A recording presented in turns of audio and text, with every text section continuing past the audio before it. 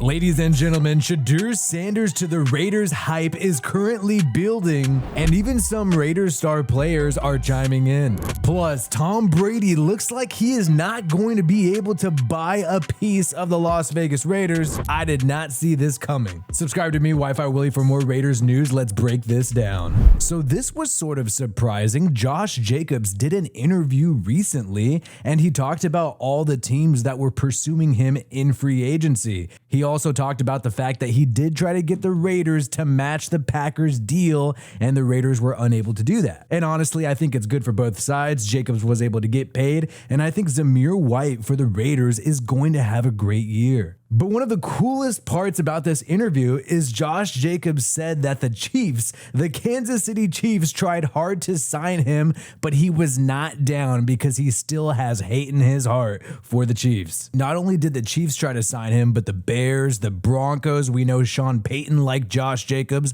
along with the Cardinals, Dolphins, Giants, Packers, and also the Houston Texans. But it was really cool to hear him say that he couldn't see himself in that Kansas City Chiefs color, and he never wanted to go to a dominant team. He wants to go for the underdog that beats the dominant team. But I thought this was cool because it shows that Josh Jacobs is still a Raider. He broke a lot of records with this team. Maybe he'll retire a Raider, but it is disappointing that he had to leave and go sign with the Packers. It's actually crazy that the Raiders were not down to match the Packers offer, and Jacobs even told the Raiders he would accept less than what the Packers offered if they included incentives, but the Raiders are not down. This is disappointing, but at the same time, I think it's highly likely that Zamir White totally works out.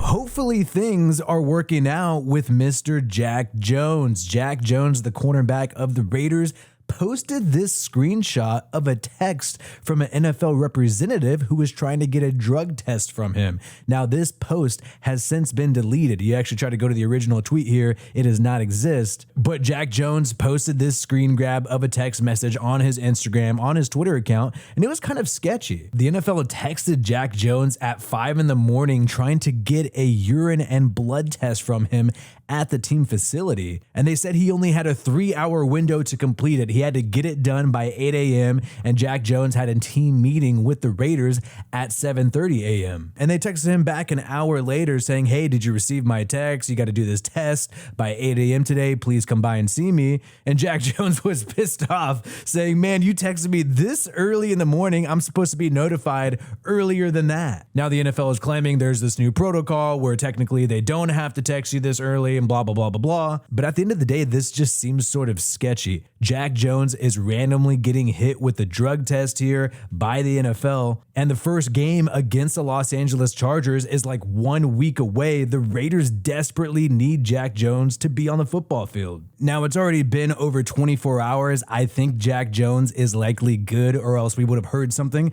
But if anything happens to him, I'm going to be incredibly pissed off because the Chiefs are getting away with Rashee Rice, their wide receiver, who literally did a hit and run into a car. And by the way, that car contained a 4-year-old child. Well, he's not going to be suspended by the NFL. He is not going to be on the commissioner's exempt list. They're going to wait to see how the case turns out. And you know, these cases take months and months and sometimes years. And I feel like this is just another way that the NFL is giving the Chiefs a break. Even if a legal case is not resolved, people get suspended for personal conduct all the time. Even though I do not like Michael Thomas at all because he was toxic and talked a lot of shit on Derek Carr last year, he's being suspended for a personal conduct policy violation related to an incident he had with a construction worker last fall. So you mean to tell me that Michael Thomas has an argument with a construction worker, throws a brick at their car, and he's going to be suspended for 1 game, but Rashee Rice, who does a hit and run with a 4-year-old child in the car, well, he's going to be perfectly fine, and we got to wait to see how the case shakes out. It's just complete BS. Like I said, the Raiders really need Jack Jones on the football field. He's expected to have a great year, and it seems like he's going to be good to go. The Raiders also recently signed Darnay Holmes, a former cornerback from the New York Giants. This guy worked with Patrick Graham while Patrick Graham, the defensive coordinator of the Raiders, was the defensive coordinator of the New York Giants. So he has some chemistry there. He knows the guy. And actually, Antonio Pierce said that he's known this player for a long time since he was a child. crowd, and Antonio Pierce was coaching 7-on-7. It's just so funny. Pierce always has all these connections with these players from their youth, like Jack Jones and now Holmes. Somebody who's no longer in their youth but still looks young as hell, that is Tom Brady. Well, he's having some trouble acquiring a piece of the Raiders and also being a broadcaster for CBS. So Tom Brady signed a 10-year contract with CBS to be the color analysis of their football games. He's getting paid like $35 million a year. Huge stack of cash to be an announcer, even though he's never done it before in his life.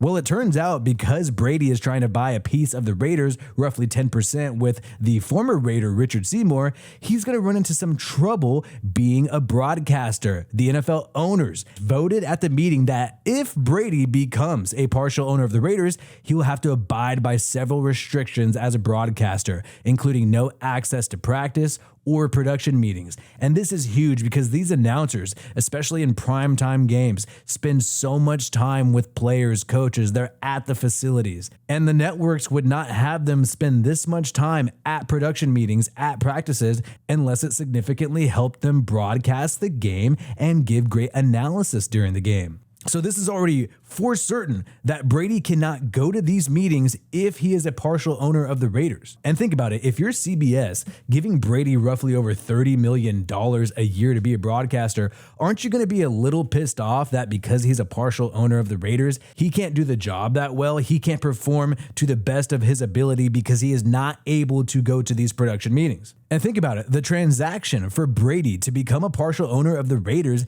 has not gone through yet. The NFL owners have not voted on this. And if Roger Goodell and all these NFL owners are placing these restrictions on Tom Brady for him to be a broadcaster, if he becomes a minority owner of the Raiders, that means they don't want him to be a minority owner of the Raiders. And there was already some problems with him initially purchasing part of the Raiders because Mark Davis, for some reason, and I have not been able to figure this out, for some reason was trying to give Brady 10% of the Raiders at a huge discount. This pissed several NFL owners off because obviously it's going to lower the value of your franchise if you're giving it out at discount rates. So in my opinion, it looks like Brady is not going to be able to buy a piece of the Raiders. I think the NFL owners don't want him to do it, and you only need 9 NFL owners to vote no when they officially vote on the transaction for Brady to buy a piece of the Raiders. Brady is definitely going to be a broadcaster, at least for this year.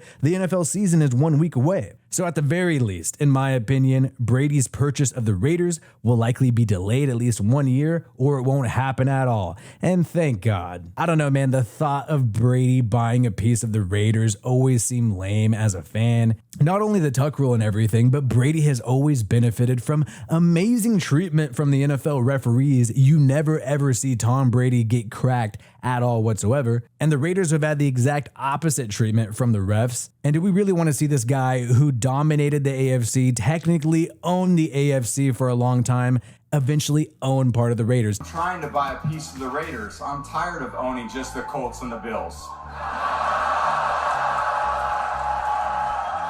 To me, it feels like if Patrick Mahomes retired later on in his career and literally bought a piece of the Raiders. It just does not sit right with me. Well, hype is already building for Deion Sanders' son, Shedeur Sanders, to join the Las Vegas Raiders. Colorado recently had their primetime matchup against North Dakota State, and shout out to North Dakota State, a Division II football team that put up a tough fight. But Shedeur Sanders was making big plays, and you have even PFF saying, Shedeur Sanders, you are a Raider. The mock drafts are already coming out saying that Shedeur is going to be drafted by Las Vegas. And remember, in July, Deion Sanders did a press conference in Las Vegas. Vegas Sports Today, a great network, was there and was able to capture this little snippet here from Deion where he loved the idea of his sons, including quarterback Shedeur Sanders, playing for Antonio Pierce. That'd be nice. He has a wonderful head coach, the wonderful president, and this organization that I think I'm meeting today is actually, right? Yeah.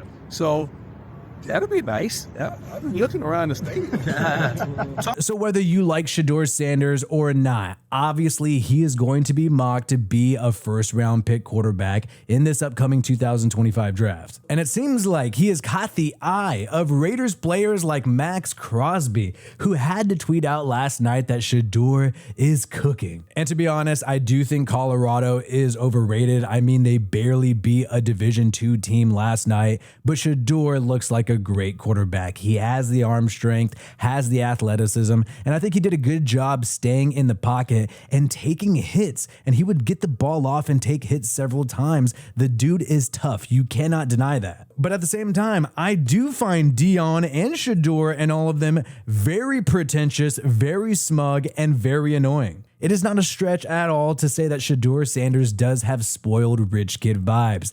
I mean, his biggest celebration is him showing off his fancy watch that his dad likely bought him. And don't get me wrong, if the Raiders have a bad season this year, and even if they have a mediocre season and they end up trading up in the NFL draft, I would not mind seeing Shedeur Sanders be the quarterback at all whatsoever. The only problem I have is how is Deion Sanders, the dad, going to act, and how much drama is he going to bring if Shedeur Sanders is the quarterback of the Raiders? We know that Sanders has a huge ego. We know that he is easily offended and quite sensitive. I mean, the guy is so sensitive that he has blocked out CBS from asking questions at his press conferences because they wrote articles that criticized him and he didn't like it. CBS Sports Colorado. CBS, Tyler, I'm not doing nothing with CBS. Next question. If you are in the NFL, and Deion Sanders knows this better than anyone because he's one of the greatest defensive players of all time, you're going to face criticism. And especially if you're part of the Raiders, you're going to face tons of criticism in the media. Do the Raiders or their fans really want Deion meddling in their affairs? You tell me. You also had ESPN's Dan Orlovsky say that Shedeur Sanders is a top 5 pick in this upcoming draft. And to be fair, Maxx Crosby didn't just compliment Shedeur Sanders, he also complimented the wide receiver / defensive back, Travis Hunter. But now when you take a look at Shedeur Sanders' numbers last year, it's not entirely impressive. 27 touchdowns, 3 interceptions, only 3,200 yards. But he is mobile, he's able to run the football. And honestly, Colorado has a horrible offensive line. It looks a little bit better this year, so you can anticipate some great numbers from Shedeur Sanders. And hey, who knows? Maybe he will be one of the top picks in the NFL draft. Now, obviously, if the Raiders are picking that high, then you're assuming this year is not going to be the greatest season. But like I said earlier, they can trade up. And I don't think there are going to be many teams in the NFL that are going to want to waste a top draft pick on a QB in 2025. When you take a look at some of the predictions, Shedeur Sanders to the Raiders is actually the most mocked draft in all the upcoming 2025 mock drafts by PFF. 33% have Shedeur Sanders going to the Raiders, while 16% going to the New York Giants, 10% going to the New Orleans Saints. And here's the thing, man.